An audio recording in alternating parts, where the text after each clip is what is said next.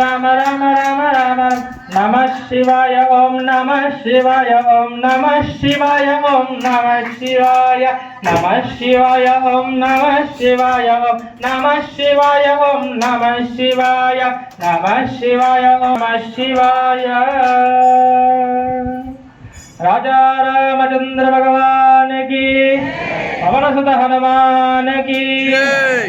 భక్తజనుల మనో అభీష్టాలు నెరవేర్చే సకల కార్య సిద్ధికరుడుగా బాసిలినటువంటి యోగ ఆంజనేయ స్వామి వారికి ఈరోజు హనుమత్ జయంతోత్సవం సందర్భంగా, హనుమత్ జయంతి అనడం కన్నా హనుమత్ జన్మోత్సవం అనడం ఉత్తమమైనటువంటి పదం.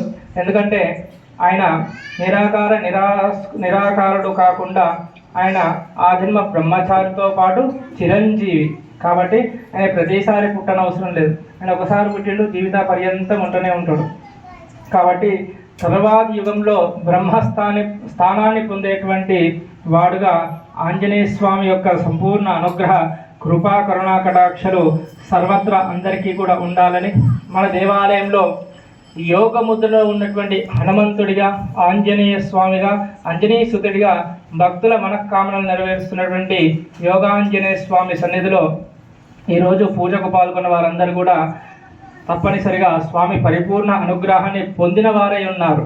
ఎందుకంటే ఈరోజు స్వామివారికి ప్రీతికరమైనటువంటి శనివారము, అలాగే ఉత్తరాభాద్ర నక్షత్రం కలిసి రావడం కూడా ఈరోజు విశేషంగా ఉంది.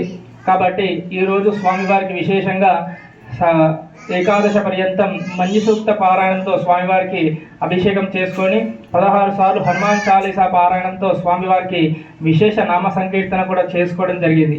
అందరికీ తెలిసిందే, ఎక్కడ రామనామ జపం జరుగుతుందో అక్కడ కపిధ్వజుడిగా ఆ స్వామివారు సర్వత్రా ప్రతి ఒక్కరిని రక్షిస్తూ ఉంటాడు. అలాంటి స్వామి ఇక్కడ నిరంతర రామనామం జపం చేసేటువంటి యోగముదిలో ఉండడం ఈ ఆలయ వైశిష్ట్యం. కాబట్టి కేవలం ఈ దేవాలయంలో ఉన్నటువంటి ఆంజనేయ స్వామిని దర్శించుకుంటే చాలు సకల భూత ప్రేతాది అరిషడ్ వర్గాల్లో ఉండేటువంటి సమస్త బాధలన్నీ కూడా తొలగిపోతాయని ఇక్కడ భక్తుల విశ్వాసం.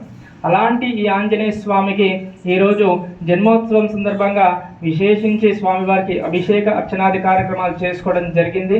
కాబట్టి ప్రతి ఒక్కరు కూడా స్వామివారిని నఖశిఖ పర్యంతం కిరీటం నుంచి పాదాలకు, పాదాల నుంచి కిరీటం వరకు నమస్కారం చేసుకొని మీకు ఏ సంకల్ప కార్యసిద్ధి కావాలన్నా స్వామివారిని స్మరణ మాత్రేనా ఇక్కడ కార్యాలు నిర్విఘ్నంగా కొనసాగుతాయని ఇక్కడ భక్తుల విశ్వాసం. కాబట్టి ఫోటో అయినా తీసుకోండి, లేదా స్వామిని మనసారా ధ్యానం చేసుకొని అందరూ కూడా శ్రీరామ జయం అనుకుంటూ స్వామివారిని నామ సంకీర్తనతో మనసులో ధ్యానం చేసుకుంటూ భక్తులందరూ కూడా స్వామి దర్శనం చేసుకొని తీర్థ ప్రసాదాలు స్వీకరించవలసిందిగా తెలియజేస్తున్నాం. ఇది హనుమత్ జయంతి ఉత్సవం. ఇంతకుముందు వైశాఖ మాస పూర్వం చైత్రంలో వచ్చేటువంటి హనుమత్ విజయోత్సవం.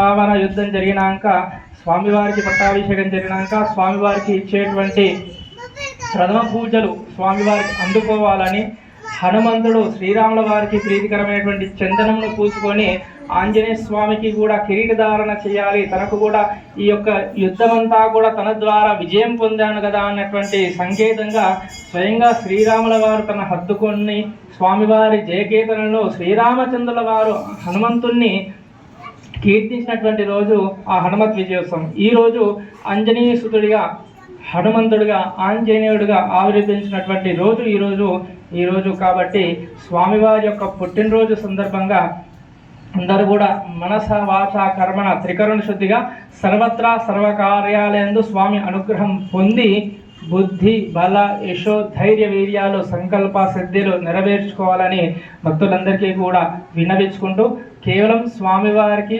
మంగళవారం, శనివారం ఇక్కడ స్వామివారికి ఆకు పూజ చేసుకున్నంత మాత్రమైనా వారికి వివాహంలో ఎలాంటి దోషాలున్నా తొలగిపోతున్నాయంటే స్వామివారు యోగకారకుడు. అంటే వారికి ఉండేటువంటి గ్రహ బాధను తొలగించేటువంటి శీఘ్ర క్షిప్ర ప్రసాది కాబట్టి స్వామివారు ఎంతటి క్లిష్టమైన పరిస్థితులైనా కూడా నెరవేరుస్తున్నాడు.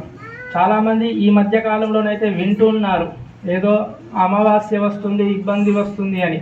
ఎలాంటి ఇబ్బందులు వ్యక్తిగతంగా జరగవు, కాకపోతే ఈ సంవత్సర పర్యంతము ఇది క్రోధి నామ సంవత్సరం కాబట్టి ఈ సంవత్సరం అంతా క్రోధముగా అంటే ఒక స్థితిలో మీకు అర్థమయ్యే భాషలో చెప్పాలంటే వేడి స్థితిలో ఉండేటువంటి ఆవేశపూరితంగా ఉంటుంది కాబట్టి ఈ ఉపద్రవాలన్నీ జరుగుతాయి తప్ప కేవలం పంచగ్రహ కూటమి వల్ల వచ్చే ప్రత్యేకమైనటువంటి ఇబ్బంది ఏమి కాదు. ఈ సంవత్సర పర్యంతం కొన్ని 6 రాశులు 5 రాశులు కాదు 12 రాశుల వారంతా కూడా ఖచ్చితంగా ఈ సంవత్సర పర్యంతము ఆంజనేయ స్వామిని, గణపతిని, కుజగ్రహాధిపతి అయినటువంటి సుబ్రహ్మణ్యేశ్వర స్వామిని లేదా చండికా పరమేశ్వరులను ఆరాధించడం ద్వారానే ఈ సంవత్సర పర్యంతం అందరూ సుఖ సంతోషాలతో ఉంటారు. అలాంటి కపిధ్వజుడు రానున్న కాలంలో బ్రహ్మస్థానాన్ని పొందేటువంటి యోగ ఆంజనేయ స్వామి రామనామం జపం చేసేటువంటి ధ్యాన ముద్రలో ఇక్కడ ఉంటారు. కాబట్టి మీరు భావించే వారు చెప్పి వీరు చెప్పేటువంటి ఆ మానసిక క్షోభ ద్వారా మీరు భావించే అలాంటి ఉపద్రవాలన్నీ కూడా తొలగిపోవాలని ఆ స్వామిని కేవలం దర్శనం చేసుకొని స్మరణ చేసుకోండి. ఎలాంటి ఉపద్రవాలన్నీ కూడా తొలగిపోతాయి. అందుకే అలాంటి పాంచభౌతికమైనటువంటి ఇబ్బందులు కూడా అలాంటి పంచకూటముల ద్వారా ఏర్పడేటువంటి ఇబ్బందులన్నీ కూడా తొలగిపోవాలని ఈరోజు స్వామివారి అర్చనలో మీ అందరి చేత స్వామివారికి ప్రీతికరమైనటువంటి తమలపాకులతోటి పంచముఖ హనుమత్ కవచ పారాయణం చేస్తూ మీతోటి స్వామివారికి ఆ యొక్క పత్రాలను సమర్పించడం జరిగింది. కాబట్టి అందుకే ఈరోజు స్వామి పూజలో కూర్చున్న వారందరికీ కూడా సంపూర్ణంగా స్వామి అనుగ్రహం లభించింది అని చెప్పడానికి తర్కం. అందుకే అందరూ కూడా స్వామిని మనసావాచకరమైన సర్వకార్యాలందు స్వామి అనుగ్రహ రక్షణ ఉండాలని ఆ శ్రీరామ సేవా ధురంధరుడైనటువంటి ఆంజనేయ స్వామి అనుగ్రహాన్ని పాత్రులు కావాల్సిందిగా మరలా తెలియజేస్తూ రాజా రామచంద్ర భగవాన్కి